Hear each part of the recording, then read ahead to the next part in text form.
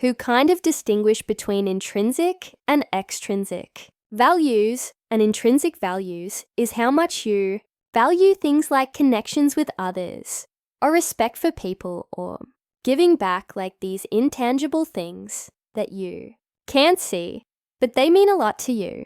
How much you value being truthful, how much you value being sincere and authentic.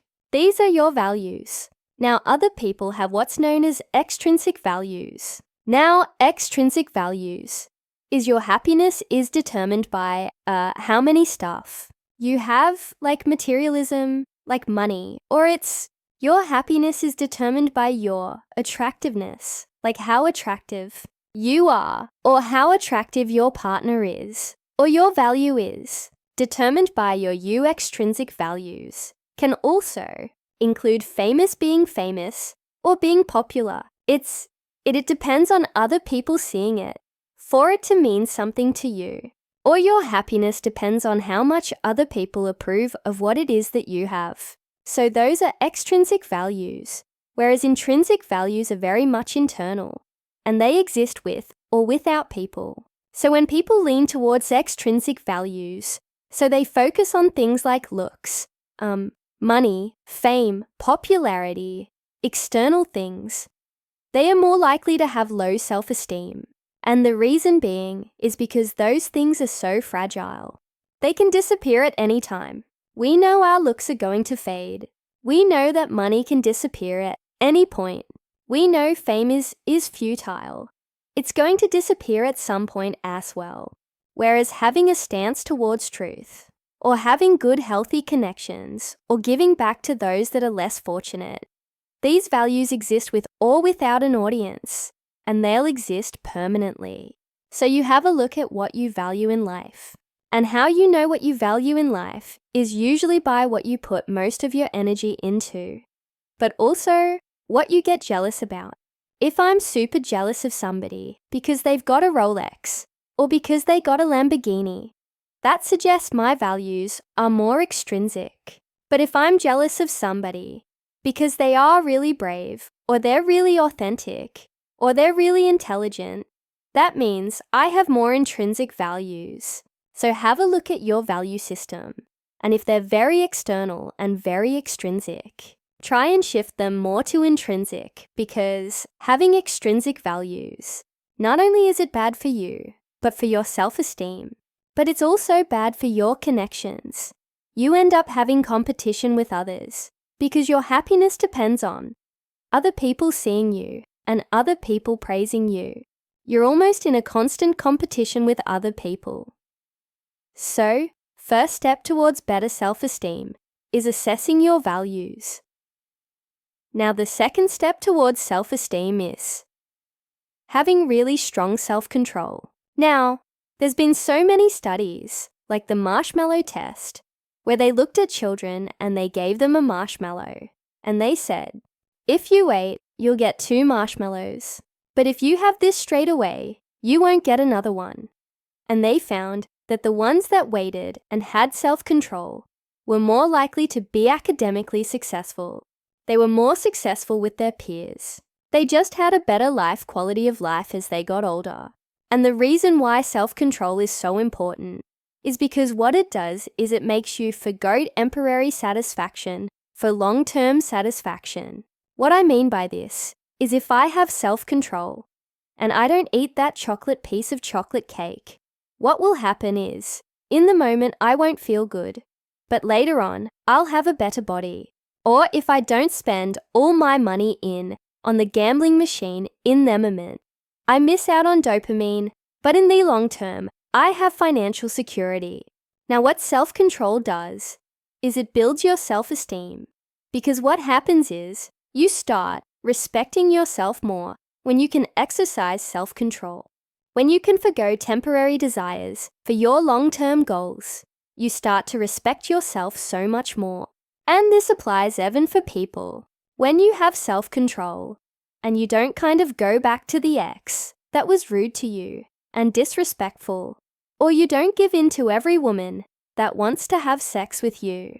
When you have self-control, you'll start to respect yourself so much more. And how you build self-control is every time you go to make a decision, you ask yourself, is there any chance that I'm going to feel any shame, any guilt, or any regret? If there's any shame, guilt, or regret made from this particular decision, don't do it. If there's even an inch of it, you're going to regret it. But if the decision involves no shame, no guilt, no regret, then do that. Always do the thing that has no regrets. The more you live a life that has no shame, no guilt, no regret, the more you'll start to respect yourself, and the more you'll like yourself, and therefore your self-esteem will naturally improve. So whereas when you look at people who have low self-esteem, just look at all their decisions. They're chaotic. They are poor decisions. They're short-term goal-orientated. So they're doing things that they hate. They'll love a drink, and then the next day, have a hangover. They'll overspend, and the next month they're living paycheck to paycheck. They'll go sleep around, and then the next day they feel a bit like, oh God, I'm stuck with this woman. So they live a life filled with regret. And then they start to dislike themselves, and then their self-esteem drops. So you want to start practicing more self-control if you want to improve your self-esteem. The third step towards building your self-esteem is fulfilling your potential. Now, how you fulfill your potential is you have a look at the person that you are today. Think about your weight. Think about your finances. Think about your job. Think about your connections. And that is your current self-concept. Compare that to your ideal self. What would an ideal life look like for you? What would be the body you would have? What would be the money you would have? What would be the relationships you have? Now, if there's a huge gap between that, where you are now, and where you want to be, chances are you're not fulfilling your potential. But as the gap closes, the closer you are to your full potential. Now, as that gap is, if it's very wide, you're going to have low self-esteem. If your body's nowhere near where you want it to be, if your money's nowhere you want it to be, if your relationships are nowhere near where you want it to be, you're going to have low self-esteem. So, what you want to do is make sure that you are fulfilling your potential in every way, shape, or form. And how you can fulfill your potential is have a look at all the problems that you're going through in your life. Yeah, all the different problems. They might be problems with your friends. It might be problems with your family. It might be problems with your weight. It might be problems with your money. And get into problem-solving mode. How do I fix these problems? All the problems you can fix, you try and fix. All the ones you can't, you let go of.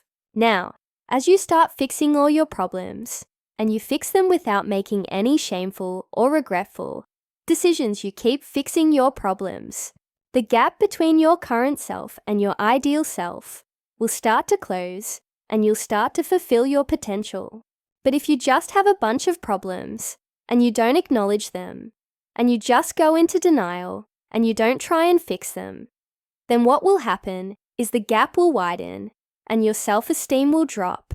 So you really have to make sure you make an active effort to fulfill your potential as much as possible. The final step towards high self-esteem is giving back.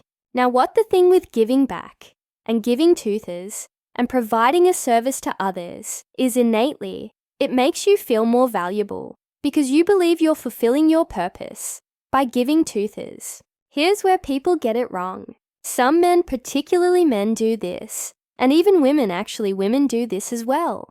They'll meet a partner who is an absolute mess, and they want to feel their self-esteem grow through helping them, through fixing them. So they'll give back to this person, give and give and give, thinking that this person is then going to fall in love with them because, they're the Superman, or they're the Superwoman who's just come into their life and fixed every problem. The problem with that is, we cannot give with the underlying intention of making that person attached to us. That won't help our self-esteem. The reason why that won't help our self-esteem is people who give too much and give hoping that you'll attach them end up with people who take a lot takers. And with takers, they actually lose love and attachment to the person that they're taking from. the more you give a girl. Let's say, for example, you're a guy with a lot of money and you meet a girl that hasn't got any money, but she takes a lot from you. Those girls will actually become more disrespectful, more rude to you, because there's a part of us that feels a bit guilty when somebody gives too effortlessly to us. So the only way to reduce the guilt is to make fun of the person that's giving to us, or to diminish what they're giving to you. So you might say, "Oh, but you're so stupid," or "Is that it?" Like you become entitled. Similarly, if you're a woman that's giving everything you have to a man, he might start taking advantage of that. So, when I say giving, you have to give with zero expectation of attachment. You do it because you have a particular skill, and you want to give that skill to other people, not because you want that person to like you. So, if you want to build your self-esteem, figure out what skills you have. Whether that's just you're a good listener, and you then become a really good listener to your friends, or whether that's just you're really good at cooking and then you cook for others. Think about what valuable skill you have and find a way of giving it to others with zero expectation of enhancing the attachment. Now, if you're just a man with a lot of money and you're going to women that are using you, that's not going to build your self-esteem. If you're just a woman who's ultra caring and then you're going for guys that don't do anything for you, that's not going to build your self-esteem. Don't do it in that context.